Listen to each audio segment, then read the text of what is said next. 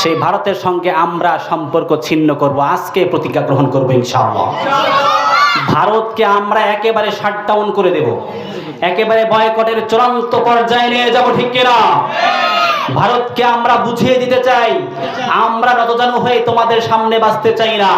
আমরা মুসলমানের বাচ্চারা, আমরা সিংহের জাতি, যতক্ষণ বাঁচবো মাথা উঁচু করে বাঁচবো, ঠিক কিনা? ইসলামের শত্রুরা, ইসলামের শত্রুরা, ভারতের দালালেরা, ভারতের দালালেরা, বিড়ালের মতো 500 বছর বেঁচে থাকার কোনো লাভ, সিংহের মতো 1 ঘন্টা বাঁচতে চায়। প্রিয় আল্লামার ভাষণ, ঠিক কিনা? অতএব ভারতে বসে বসে মহারানী তুমি ওখানে বসে বসে কৌটু কৌশল চালবা, আর এদেশের মানুষ বানে ভেসে যাবে। এদেশের মানুষ বানে ভেসে যাবে না।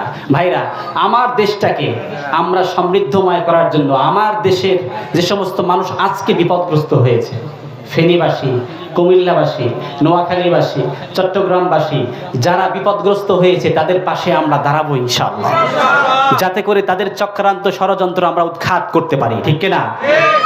তারা যে চক্রান্ত কৌশল চালছে, আমরা যেন সেটা সুন্দরভাবে প্রতিহত করতে পারি। আল্লাহ তুমি সেই তৌফিক দাও আমাদেরকে, পড়েন আমিন।